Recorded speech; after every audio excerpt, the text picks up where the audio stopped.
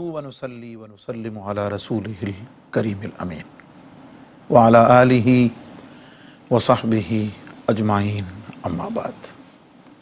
تصوف، طریقت، روحانیت، معرفت،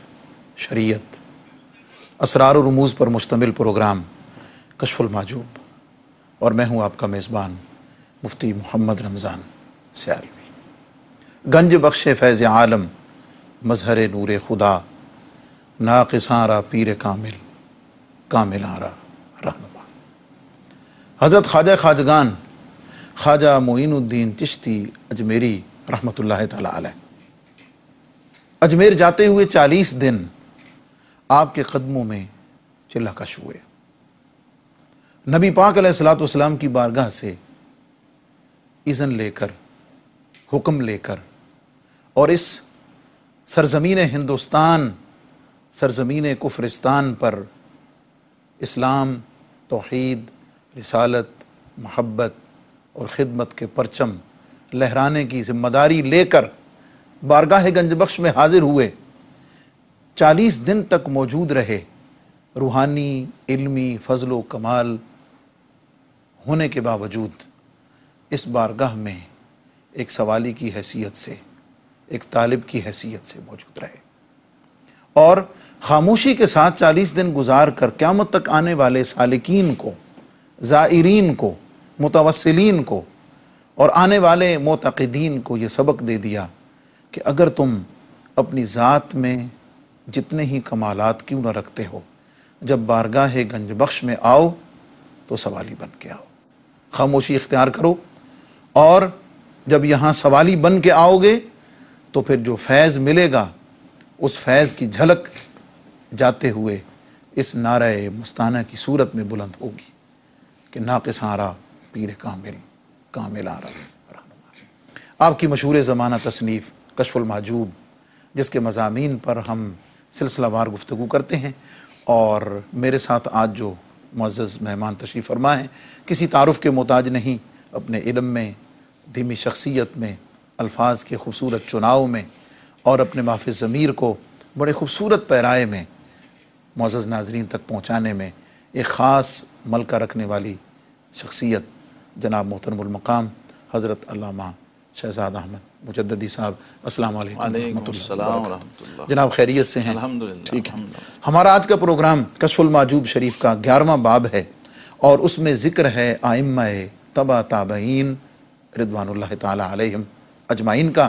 اور آج جس ہستی کے ذکر کو ہم چھیڑنے جا رہے ہیں اس کی عظمت کا اندازہ اس بات سے لگایا جا سکتا ہے کہ حضرت داتا گنج بخش علی حجویری رحمۃ اللہ تعالی علیہ نے جب آپ کے ذکر پاک کو چھیڑا تو اس مضمون کو دیکھ کر یہ لگتا ہے کہ حضور فیض عالم داتا گنج بخش رحمۃ اللہ علیہ چاہتے یہ تھے کہ دنیا جسے امام اعظم کہتی ہے، میں ان کی بارگاہ میں اپنی محبت کے اور ان کے ساتھ عقیدت کے پھول نچھاور کرتا ہی چلا جاؤں. اور کئی صفحات پر آپ نے حضرت امام اعظم ابو حنیفہ رحمۃ اللہ علیہ کے ذکر پاک کو چھیڑا ہے. میری مراد حضرت امام اعظم نعمان بن ثابت رضی اللہ تعالی عنہ ہیں، ان کے ذکر پاک کے ساتھ. حضرت تفصیلی گفتگو تو انشاءاللہ ہم کشف المحجوب کے اسلوب میں کریں گے. میں چاہوں گا کہ سب سے پہلے آپ ہمارے معزز ناظرین کے لیے حضرت امام اعظم ابو حنیفہ رحمۃ اللہ تعالی علیہ کی جو عظیم المرتبت شخصیت ہے،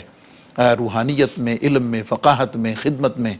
آپ ایک اجمالی سا خاکہ مختصر سا ہمارے ناظرین کو آپ بیان فرمائیں، تاکہ جتنی پوری دنیا میں بسنے والے امام اعظم ابو حنیفہ رحمۃ اللہ علیہ کے مقلدین ہیں ان کو حضرت امام اعظم کی عظمت و شان کا تھوڑا سا ایک اندازہ ہو جائے. بسم اللہ الرحمن الرحیم. الحمدللہ رب العالمین والصلاة والسلام علی اشرف الانبیاء والمرسلین وعلی آلہ وصحبہ اجمعین. مفتی صاحب، امام اعظم ابو حنیفہ رضی اللہ تعالیٰ عنہ نعمان بن ثابت آپ کا اسم گرامی ہے، اور معروف قول جو آپ کی ولادت کا ہے وہ سن 80 ہجری ہے، لیکن بعض محققین نے مختلف اقوال اس حوالے سے لکھے. اس میں علامہ زاہد القوثری کہتے ہیں کہ 77 ہجری جی آپ کا تاریخ ولادت بنتا ہے. ایک قول 70 کا ہے، بعض 61 کی طرف بھی گئے ہیں، لیکن وہ زیادہ درست نہیں. تو باہر صورت اس سے یہ پتہ چلتا ہے کہ امام اعظم ابو حنیفہ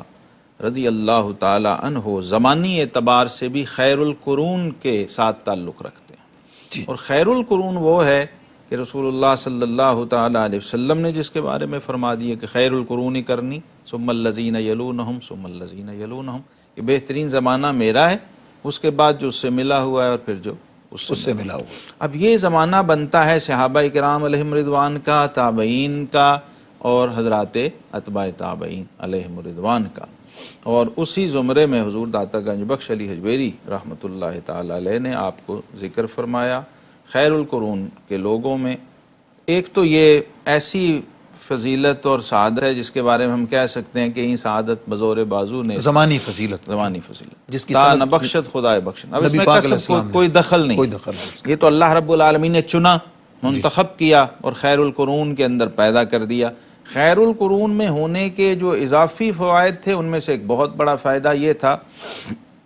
کہ اس دور کے سعادت مند اور خوش قسمت لوگوں کو حضرات صحابہ کرام علیہم رضوان کی زیارت کا شرف حاصل رہا، یا جو اتباع تابعین تھے ان کو تابعین کی زیارت، ملاقات، صحبت اور استفادہ کا شرف حاصل رہا جو کہ صحابہ کرام علیہم رضوان سے جڑے ہوئے تھے۔ یہ وہ برکتیں ہیں جو میں سمجھتا ہوں جس بھی خوش نصیب شخص کے حصے میں آئی ہیں وہ صاحب خیر ہوا، وہ صاحب کمال ہوا، وہ بارگاہ الہی میں مقبول ہوا، اور اللہ کی بندگی میں اور راہ حق پر چلنے میں اس کو اس پہلو سے بھی سہولت رہی، ایک سپورٹ رہی، للہیت اور اخلاص، معرفت الہی، کیونکہ ماحول ایسا تھا، فضا ایسی تھی، ایسے انفاس نفیسہ تھے، ایسے نفوس قدسیہ اس دور میں موجود تھے کہ جن کو دیکھ کر بندے کا رب کو ماننے کو جی چاہتا تھا، جن کے چہرے دیکھ کے اس کی بندگی کو جی چاہتا، اذا رؤوا ذکر اللہ کا فیض ہر طرف پھیلا ہو۔ ایسے چہرے، ایسے وجود، ایسی مقدس ہستیاں تھیں، گلی محلوں میں تھیں، کریوں کوچوں میں تھیں، جگہ جگہ اویلیبل تھیں۔ آپ مسجد میں نماز پڑھنے جاتے ہیں تو آپ کو کئی رضی اللہ تعالیٰ عنہ والوں کی زیارت ہو جاتی ہے۔ کوفہ شہر میں آپ کی ولادت ہوئی تو کوفہ شہر جو ہے قبۃ الاسلام کہلاتا تھا۔ 1400 صحابہ کرام علیہم رضوان ایک قول کے مطابق وہاں پر تشریف فرما رہے اور جلوہ افروز رہے۔ اور ابتدائی میں عرض کر دوں کہ سیدنا عبداللہ بن مسعود رضی اللہ تعالی عنہ، جن کو رسول اللہ صلی اللہ علیہ وسلم نے علم کی گٹھڑی فرمایا تھا، سبحان اللہ، اور فرمایا تھا کہ جس نے قرآن اس طرح پڑھنا ہو جیسے مجھ پہ اترا ہے تو ابن مسعود سے قرآن پڑھے رضی اللہ عنہ۔ اب وہ بھی کوفہ تشریف لائے تھے، اور کس شان سے آئے تھے کہ امیر المومنین سیدنا فاروق اعظم رضی اللہ تعالی عنہ نے جب کوفہ آباد کیا، کوفہ شہر کی بنیاد رکھی گئی اس عہد میں، تو ابن مسعود رضی اللہ عنہ کو جب کوفہ روانہ کیا تو اہل کوفہ سے کہا اور خط لکھا کہ میں ابن مسعود کو تمہارے پاس بھیج کر تمہیں خود پہ ترجیح دے رہا ہوں۔ اللہ اکبر، ایسی ہستی، ایسی شخصیت، ایسا معلم، ایسا فقیہ اور ایسا مجتہد صحابی جو 1,14,000 صحابہ میں 14 مجتہدین میں سے ایک تھا، سبحان اللہ، جو اتھارٹی تھا شریعت میں، صاحب فتویٰ تھا۔ یہ اشارہ اس لیے ضروری ہے تاکہ امام صاحب کا جو علمی بیک گراؤنڈ ہے وہ لوگوں کی سمجھ میں آ جائے۔ تو امام صاحب لوگوں سے اکتساب فیض، کیسا آپ کی چین جو ہے اصول فیض کی اور اصول علم کی، وہ صحابہ کرام کی طرف جا رہی ہے، اور ایک سکول آف تھاٹ بن رہا ہے یہاں، ایک دبستان فقہ یہاں وجود پا رہا تھا، جس کے فرد فرید اور جس کے ایک بہت بڑے رکن امام اعظم ابو حنیفہ رضی اللہ عنہ بنے۔ بچپن گزارا، خاندانی طور پہ تاجر تھے، بزنس مین تھے۔ داتا صاحب نے خراج کا لفظ بھی لکھا،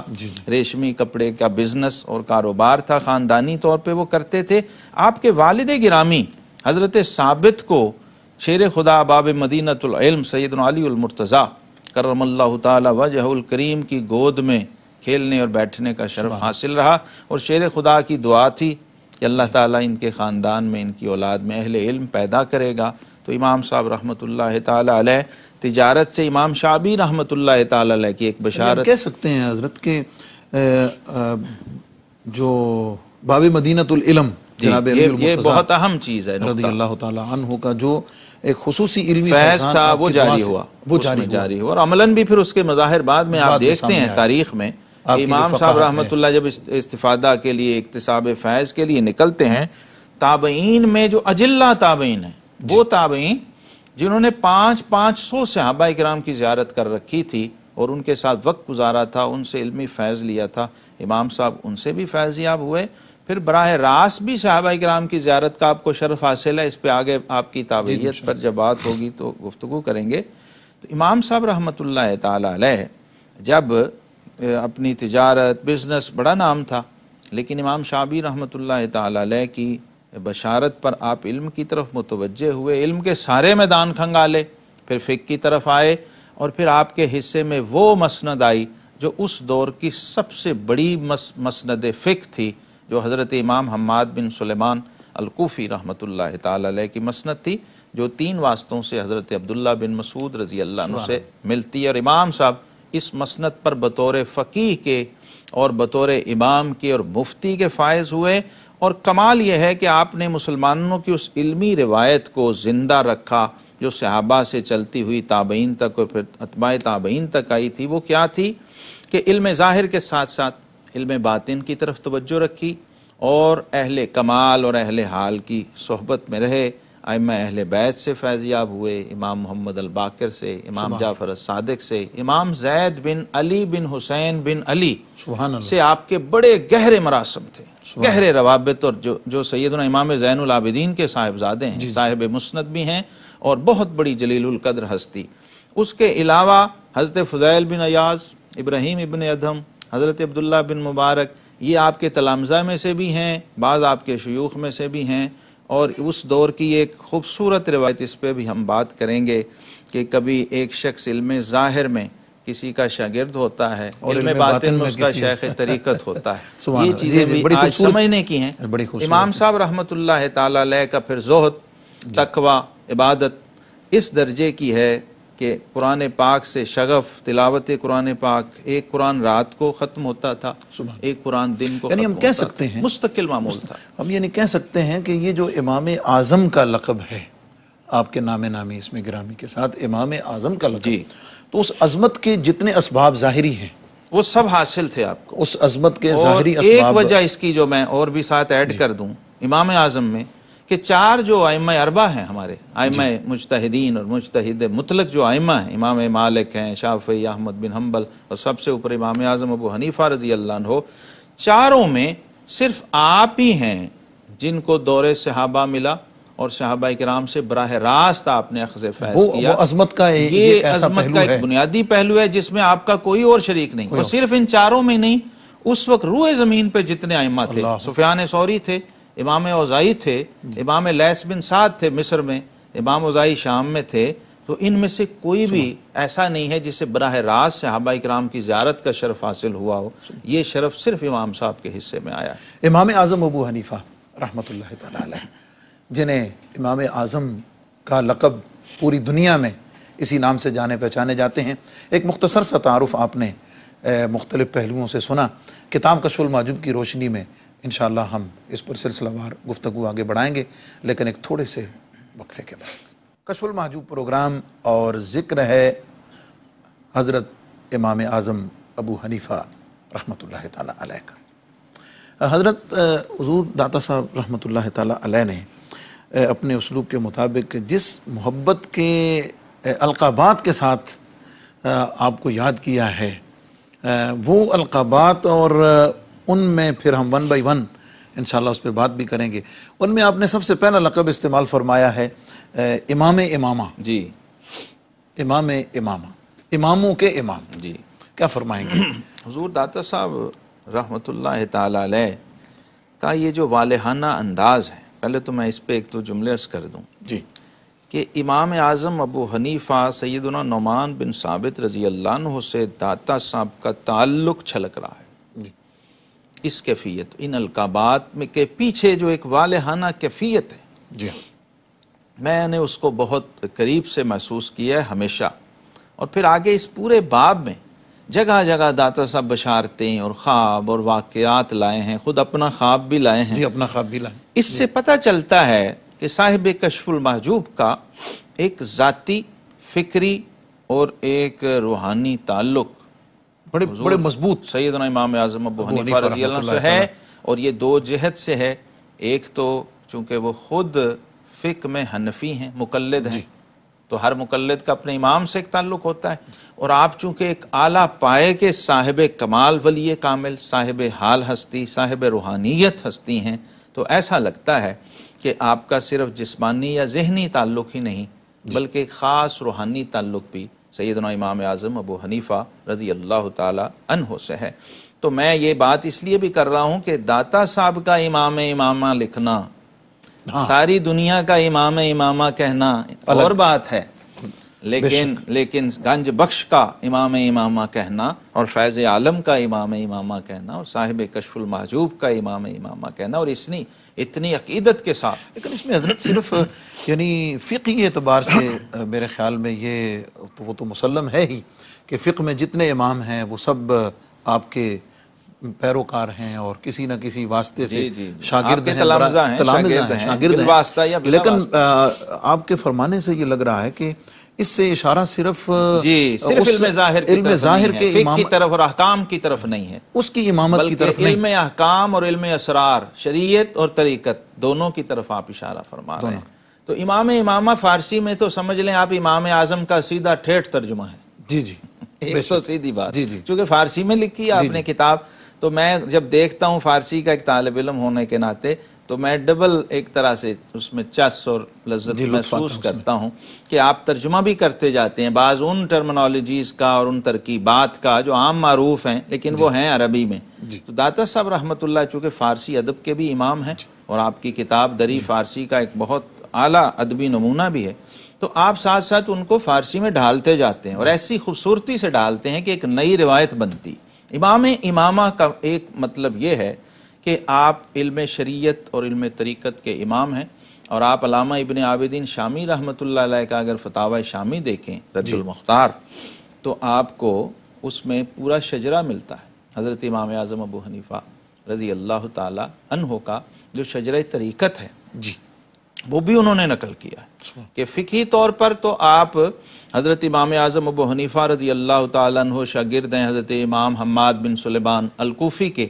اور وہ شاگرد ہیں حضرت ابراہیم نخعی رحمہ اللہ کے، اور وہ شاگرد ہیں حضرت علقمہ رضی اللہ عنہ کے، اور وہ شاگرد ہیں سیدنا عبداللہ بن مسعود رضی اللہ عنہ کے۔ یہ آپ کی فقہی چین بنتی ہے،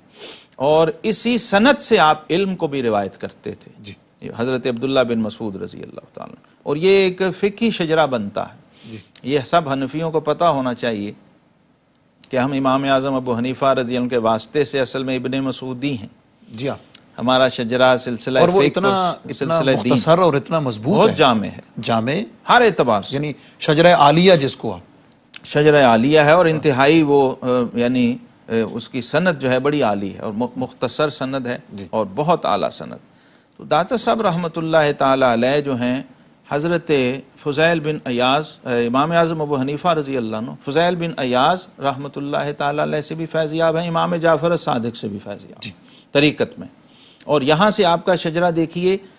جس کو ہم طریقت کی اصطلاح میں کہتے ہیں سلسلۃ الذہب، اور ایک گولڈن چین بنتی ہے کہ ادھر سے اوپر جا رہے ہیں حضرت حبیب عجمی رحمۃ اللہ تعالی علیہ، حضرت حسن بصری اور سیدنا علی المرتضیٰ،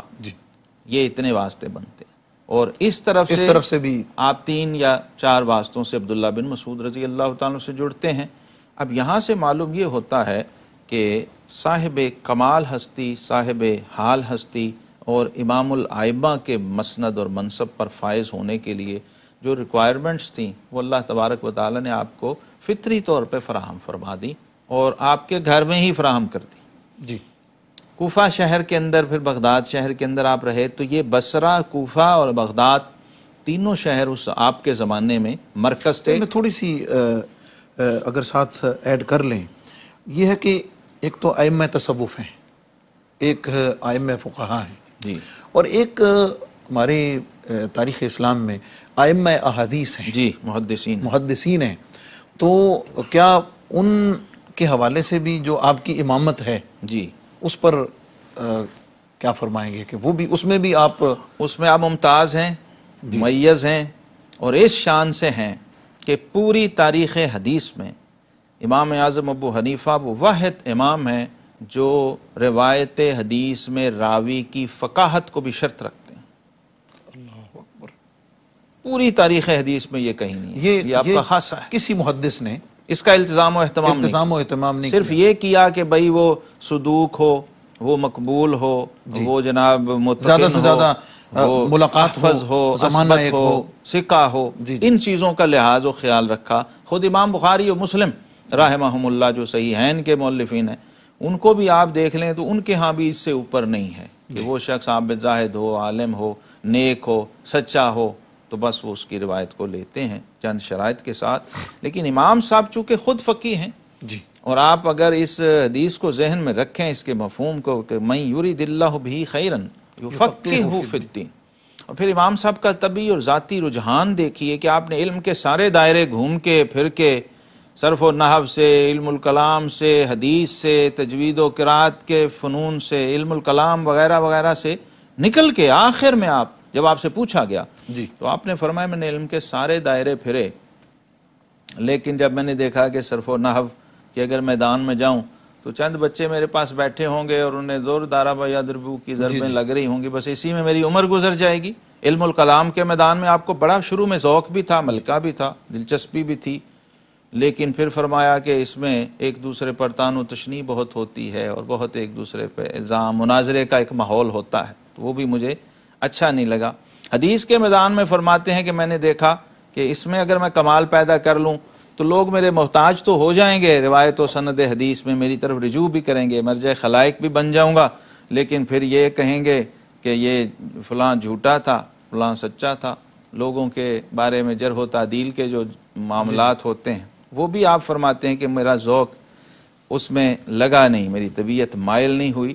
اور پھر میں آیا فقہ کے دائرے میں، اور وہاں میں نے دیکھا وہ میدان خالی تھا، جی ہاں، وہاں لوگ کم تھے، اور وہاں میں نے دیکھا کہ علم کا یہ گہرا سمندر ہے اور یہاں پر لطف آئے گا۔ اب امام صاحب کی جو قابلیت، امام صاحب کی ذہانت و فطانت، ان کی فراست، پھر ان کا طبی میلان اور جو خداداد صلاحیتیں تھیں، میں سمجھتا ہوں ذاتی طور پہ بھی کہ اس کے لیے بہترین میدان یہ فقہ کا اور تفقہ کا میدان تھا، کیونکہ یہ سب کو جامع تھا۔ جی، ایک فقیہ کو قرآن کا علم بھی چاہیے ہوتا ہے، مجتہد فقیہ کو،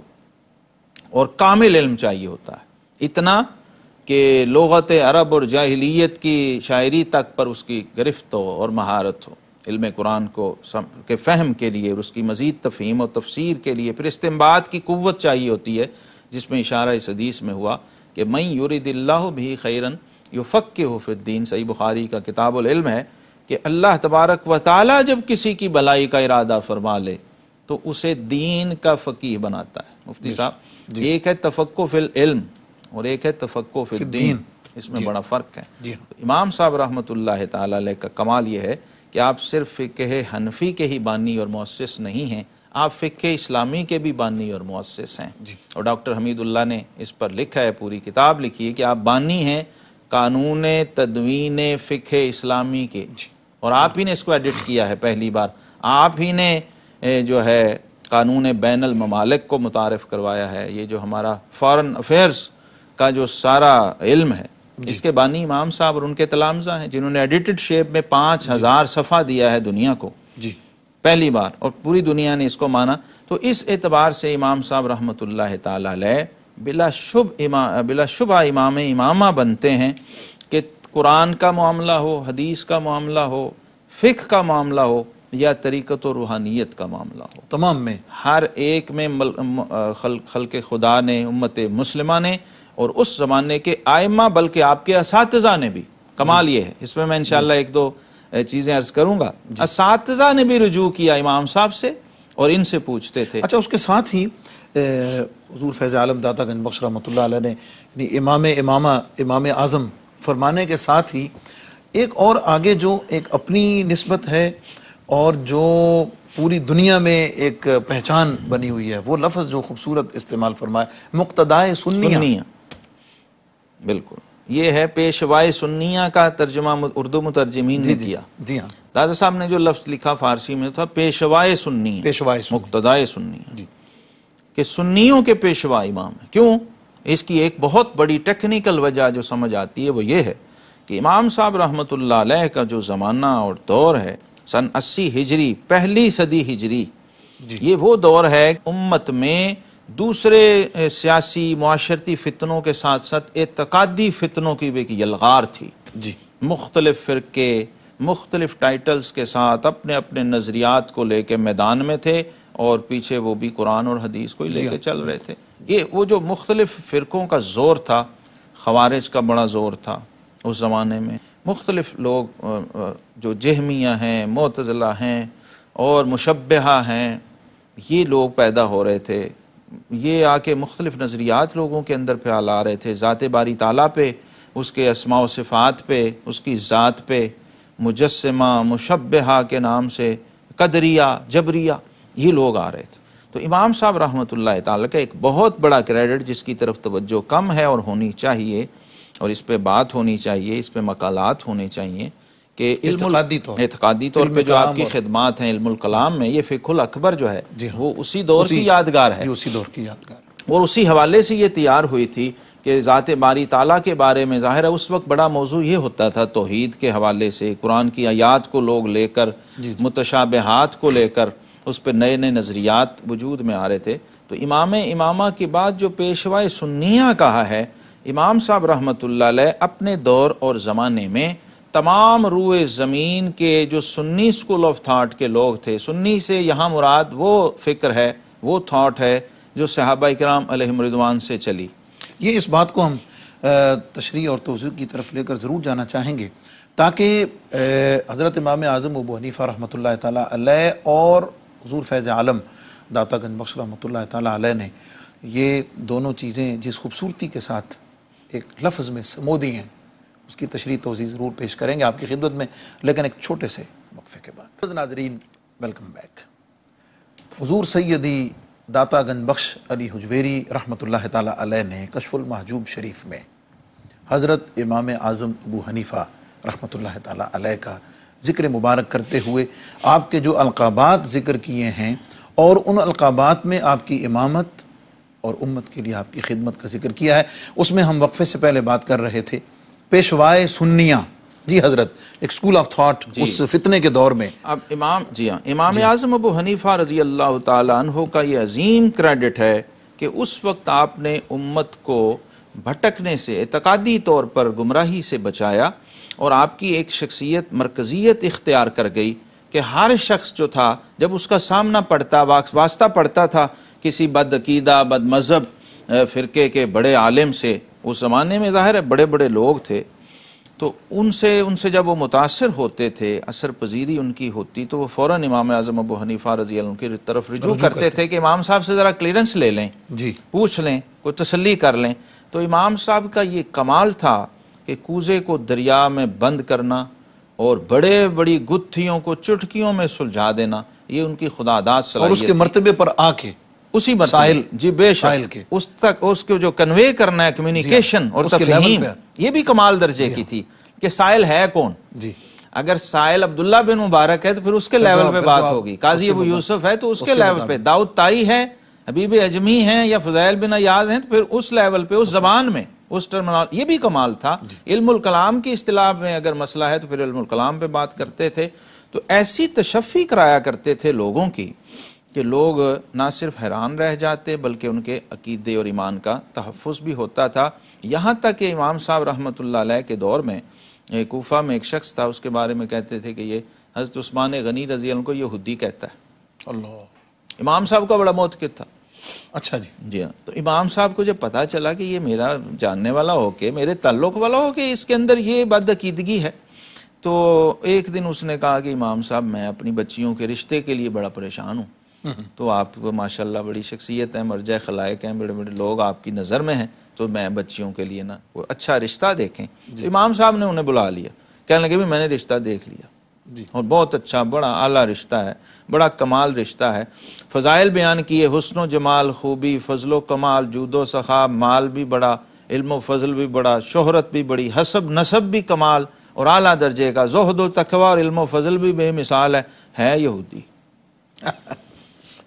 بندہ پریشان ہو کے کہنے لگا امام صاحب مجھے آپ سے تو یہ توقع نہیں تھی کہ ایک مسلمان کی بچیوں کے لیے آپ ایک یہودی کا رشتہ لائیں گے. تو امام صاحب نے فرمایا خدا کے بندے تو ذرا غور کر کہ امام الانبیاء والمرسلین محمد الرسول اللہ صلی اللہ تعالیٰ علیہ وسلم نے اپنی ایک نہیں بلکہ 2 بیٹیاں سبحان اللہ. ایک یہودی کے نکاح میں دے دیں. تیرے جیسا امتی یہ گوارا نہیں کر سکتا کہ وہ اپنی بیٹی اتنی خوبیوں اور فضائل کے باوجود صرف اس ایک عیب کی وجہ سے جو بنیادی عیب ہے تو تیار نہیں. تو رسول اللہ صلی اللہ علیہ وسلم نے اپنی یکے بعد دیگرے 2 بیٹیاں ذوالنورین سیدنا عثمان غنی رضی اللہ عنہ کو کیسے دے دیں؟ انہی قدموں پہ وہ شخص جو تھا نادم و شرمندہ ہوا اور تائب ہوا. اس طریقے سے بھی آپ گتھیاں سلجھایا کرتے تھے اور اصلاح فرمایا کرتے تھے. گویا مرکز سنیت اور مرکز سنیاں تھے آپ. یعنی آپ نے جتنی گفتگو فرمائی ہے اس کی روشنی میں لب لباب ہم یہ عرض کر سکتے ہیں کہ اس فتنوں کے دور میں جبکہ بے شمار فتنے تھے، بہت فتنے تھے، امت مسلمہ کو ایک صراط مستقیم پر اور اس ٹریک پہ جو صحابہ کا طریق تھا ما انا علیہ واصحابی اس پر رکھا بھی صحیح اور پھر آگے چلایا بھی اور اس کو اسی فیض کو آگے ٹرانسفر بھی ٹرانسفر کر دیا. اور اس وقت کے جتنے یہ اس فکر کے لوگ تھے ان تمام کے پھر آپ مفتی صاحب دیکھیے یہی فیض آگے امام صاحب رحمۃ اللہ تعالی علیہ کا چلا تو حضور داتا گنج بخش علی حجویری رحمۃ اللہ علیہ جیسی ہستیاں، حضرت غوث اعظم شیخ عبد القادر جیلانی رحمۃ اللہ علیہ جیسی ہستیاں، جن کا پھر ان کے بعد حضرت امام ربانی مجدد الفسانی رضی اللہ عنہ جیسی شخصیات، خواجہ غریب نواز جیسی ہستیاں آئیں جنہوں نے عقیدے میں کبھی کمپرومائز نہیں کیا. یہ اسی تسلب کا فیض تھا جو پیچھے سے ان کو ملا تھا اور ہمیشہ یہ شرط رکھی کہ اسلام کے بعد مرشد کامل کی پہلی شرط عقیدہ اہل سنت و جماعت پر ہونا ہے. سبحان. اور اس میں آپ نے اپنا بھی تو عقیدہ بے شک بیان کیا داتا صاحب نے کہ میں سنی حنفی ہوں. سیدھی سی بات میں سنی حنفی ہوں، اس کو بالکل کلیئر آپ نے کھول کے بیان کر دیا اپنے مشرب کو، اپنے طریق کو. آپ کے فضائل میں اس کے ساتھ ہی آپ نے شرف فقہا اور عز علماء فرمایا. جی ہاں، آپ دیکھیے جس ٹرم کو آپ استعمال کرتے ہیں ہم کوشش کریں گے کہ اسی میدان کے لوگوں کا قول لائیں تاکہ پتہ چلے. اب امام محمد بن ادریس الشافعی رحمہ اللہ وہ کہتے ہیں کہ الناس کلہم عیال ابی حنیفہ فی الفقہ. اب یہ بہت بڑی سٹیٹمنٹ ہے کہ تمام لوگ کسی مکتب فکر کے ہوں، کسی دبستان کے ہوں، مالکی ہوں، شافعی ہوں، حنبلی ہوں، سب کے سب اور جو ان کے علاوہ بھی اس وقت تھے، فرمایا یہ سب ابو حنیفہ کے محتاج ہیں دین سیکھنے کے لیے، فقہ سیکھنے کے لیے اور علم کے حصول کے لیے. اور آپ خود اس کی بڑی زندہ مثال تھے. امام شافعی رحمہ اللہ فرمایا کرتے تھے کہ میں نے امام ابو حنیفہ کے شاگردوں سے 70 اونٹوں کا بوجھ جو کتابیں ہیں جی وہ میں نے روایت کی ہیں. اللہ. اور پھر فرماتے ہیں کہ اگر امام اعظم ابو حنیفہ کے تلامذہ نہ ہوتے تو امام محمد بن ادریس شافعی کو علم و فقہ کی ہوا بھی نہیں لگ سکتی. چونکہ آپ براہ راست شاگرد ہیں امام محمد بن حسن شیبانی رحمۃ اللہ تعالی علیہ کے، اور ایک روایت کے مطابق آپ کی والدہ امام محمد بن حسن شیبانی کے نکاح میں بھی تھیں. اس وجہ سے بھی آپ کو مربی قربت اور ملے وہ گھر میں اور قربت ملی اور بہت استفادہ کیا. پھر امام مالک رحمۃ اللہ علیہ براہ راست امام صاحب سے اخذ و استفادہ اور ان سے روایت بھی کر رہے ہیں اور ان کی شان میں ایسے ایسے جملے فرمائے ہیں کہ مدینہ منورہ میں جب پہلی ملاقات ہوتی ہے، راستے میں سر راہ ملاقات ہوئی، تعارف نہیں تھا جی، تو امام صاحب تو پھر امام دار الہجرہ تھے اور مسند حدیث جو مسجد نبوی شریف کی تھی وہ آپ اس کے سبحان اللہ آپ کی وراثت تھی. بے شک. تو امام صاحب جب گلی میں نکلے ایک شخص کو دیکھا آگے سے آ رہا ہے، تعارف و السلام علیکم، پوچھا آپ کہاں سے ہیں؟ فرمایا میں عراق سے ہوں. عراق میں کہاں سے ہیں؟ ان کا میں کوفہ سے ہوں. تو انہوں نے کہا کہ وہاں کے لوگوں میں کچھ نفاق ہوتا ہے. جی. امام مالک رحمۃ اللہ. اب امام صاحب امام ابو حنیفہ مدینہ منورہ میں کھڑے تھے، حرم نبوی تھا، اس کے آداب بھی تھے، تو آپ نے کچھ بھی نہ، حالانکہ بہت ذہین فتین شخصیت ہے، فرما سکتے تھے، کچھ بھی کہہ سکتے تھے، لیکن فرمایا حضرت قرآن میں تو یہ آیا ہے وَمِنْ أَهْلِ الْمَدِينَةِ مَرَضُوا عَلَى النِّفَاقِ کہ مدینے والوں میں سے کچھ لوگ، عبداللہ بن ابئی پارٹی جو تھی رئیس اصل میں اس یہ کی بات طرف تو اشارہ کر دیا. جی. بس یہ کہہ کے گزر گئے تو امام صاحب وہیں ساکت ہو گئے. امام مالک جی بت بن گئے، مبہوت ہو گئے کہ یہ شخص مجھے کیا کیا قرآن کی آیت اور نص پڑھ گیا جواب میں. پھر لوگوں سے پوچھا یہ کون ہے؟ کون ہے؟ ان کا حضور یہی تو امام ابو حنیفہ رحمۃ اللہ تعالی علیہ ہیں. پھر دعوتیں ہوئیں، پھر باقاعدہ آپ کو اہتمام سے بلایا گیا، پھر گفتگو ہوئی، پھر جب مجلس میں آپ کو اپنی مسند پہ بٹھایا، آپ سے پھر روایت حدیث لی، پھر آپ کا جب وہاں پر درس ہوا اس حلقہ مالکیہ میں مسجد نبوی شریف میں، تو پھر امام مالک نے ایک تاریخی جملہ کہا، جب ناواقف لوگوں نے کہا نا حضور جو نہیں جانتی یہ کون صاحب تھے، تو آپ نے فرمایا یہ وہ شخص ہے کہ اگر اس لکڑی کے ستون کو کہہ دے یہ سونے کا ہے تو یہ ثابت کر دے گا کہ وہ تاریخی جملہ۔ تو امام احمد بن حنبل ویسے ہی شاگرد ہیں امام شافعی کے، تو اب یہ چین دیکھیے، چاروں ائمہ جو ہیں، امام احمد بن حنبل شاگرد ہیں امام شافعی کے، وہ شاگرد ہیں امام مالک کے، قاضی ابو یوسف کے، اور امام محمد بن حسن الشیبانی کے، اور پھر وہ شاگرد ہیں حضرت امام اعظم ابو حنیفہ۔ حضرت یہ جو آپ نے ایک تفصیل بیان فرمائی ہے کہ ایک ان میں سے ہر ایک مستقل فقہ کا بانی ہے، جی امام ہے، اور ظاہر ہے امام ہونے کا مطلب یہ ہے کہ وہ اس کے اتھارٹی ہے، اور اس میں جتنے اس کے تقاضے ہیں ان تمام میں وہ بالکل کامل و مکمل ہے۔ لیکن اس کے باوجود حضرت امام اعظم ابو حنیفہ رحمۃ اللہ علیہ کا مدینہ منورہ جب جانا، جو بھی آپ نے بیان فرمایا ہے، اور حضرت امام مالک کا ان کو اپنی مسند پہ بٹھا کر روایت حدیث لینا، یہ باہم جو ایک رواداری اور محبت ہے، اتنے اپنی ذات میں علمی تفوق ہونے کے باوجود، یہ کیا بتاتی ہے؟ للہیت اور اخلاص، انما یخشی اللہ من عبادہ العلماء، ان پر یہ چیزیں کھلی ہوئی تھی۔ کیا علم کی جو کوالیفیکیشن عالم کی قرآن نے دی ہے، اس میں کوئی ڈگری شگری کوئی دستار وغیرہ تو کچھ نہیں ہے۔ فرمایا انما یخشی اللہ من عبادہ العلماء، اور مفسرین نے لکھا کہ لیس بعالم من لم یخشی اللہ، جس میں اللہ کی خشیت نہیں ہے، خوف خدا نہیں، وہ عالم نہیں ہے۔ جتنی بڑی مرضی جبے دستار جو کچھ مرضی پہن لیں، یہ باہمی جو رواداری، اب ان میں تو یہ اس درجے کی تھی کہ انہیں جہاں کہیں علم کی کوئی رمق ملتی تھی یہ جھک جاتے تھے۔ ان کو پتا ہوتا تھا کہ قرآن کی نصوص پیچھے ہیں، اور جو علام الغیوب ہے وہ یہ فرما رہا ہے کہ فوق کل ذی علم علیم، اور فاسألوا اہل الذکر ان کنتم لا تعلمون، ہر علم والے سے اوپر ایک علم والا ہے، اور اگر تم نہیں جانتے تو علم والوں سے پوچھو۔ لہٰذا یہ پوچھتے تھے، سیکھتے تھے، کیونکہ علم کے حریص تھے اور علم کے قدر شناس تھے۔ مطلب یہ ہے کہ یہ جو آج کے دور میں بھی یہ جو بہت زیادہ شدت پسندی ہے اور اپنی جو رائے ہے اس کو حتمی قرار دے، لیک آف نالج ہے مفتی صاحب، علم سے مناسبت نہ ہونے کا نتیجہ ہے، اور صحیح علم نہ ہونے کا، علم نافع۔ یہ لوگ جو تھے علم نافع، علم نافع کی آقا علیہ السلام نے دعا فرمائی ہے، اور غیر نافع علم سے پناہ مانگی۔ آج ہمیں یہاں رک کے سوچنا ہے کہ خدا نہ خواستہ اگر ہمارا علم ہمیں اس راہ پہ نہیں چلا رہا جو سلف کا طریق ہے، تو کہیں ہم غیر نافع علم کے چنگل میں تو نہیں پھنس گئے۔ مولانا رومی نے کہا نا کہ علم را بر دل زنی یار بود، علم را بر تن زنی مارے بود، وہی علم تمہارے لیے دوست اور وہی علم تمہارے لیے زہریلا سانپ۔ آج کے دور میں بھی ان پاک ہستیوں کی سیرت پاک سے یہ خاص طور پر اہل علم یہ سیکھنا چاہیے، رائے ہیں۔ حالانکہ معاصرت کے بارے میں کہتے ہیں ہمیشہ سبب المنافرہ ہوتی ہے، المعاصرہ تو سبب المنافرہ، لیکن ان میں للہیت و اخلاص اس درجے کا تھا کہ اختلاف بھی بڑے ادب سے کرتے تھے۔ اور امام اعظم ابو حنیفہ رحمۃ اللہ تعالی علیہ کا تو عجیب کمال ہے کہ ان کی وفات کے بعد بھی جب ائمہ ان کے مزار پہ حاضری دینے جاتے تھے، امام شافعی رحمہ اللہ جیسی ہستیاں، تو ادب میں وہاں فجر کی نماز میں بسم اللہ جہری نہیں پڑھتے تھے، اور قنوت بھی وہ نہیں پڑھتے تھے، اور ساتھی پوچھتے تھے شاگرد کہ حضور آپ نے رجوع فرما لیا؟ تو آپ فرماتے رجوع نہیں کیا، اس صاحب مزار کے ادب میں اللہ اکبر سبحان۔ معزز ناظرین،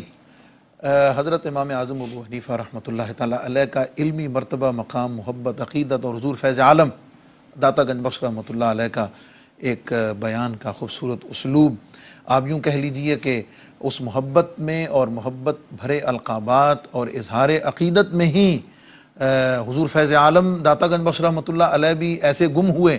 کہ ایسے وہ القابات ارشاد فرمایا، اور آج تو ہم بھی انہی القابات کی روشنی میں آپ کی عظمت کے ان نشانات کو تلاش کرنے میں ہی گم ہو گئے۔ انشاءاللہ العزیز آپ کے ذکر پاک اور آپ کی سیرت کے دیگر پہلوؤں پر کشف المحجوب شریف کی روشنی میں تشریحات لے کر آپ کی خدمت میں انشاءاللہ اگلے پروگرام میں حاضر ہوں گے۔ اپنوں کا دائیں بائیں سب کا بہت خیال رکھیں، کیونکہ اس میں ہم سب کی بھلائی ہے۔ اپنے معزز مہمان اور میزبان دونوں کو اجازت دیجیے۔ والسلام علیکم ورحمۃ اللہ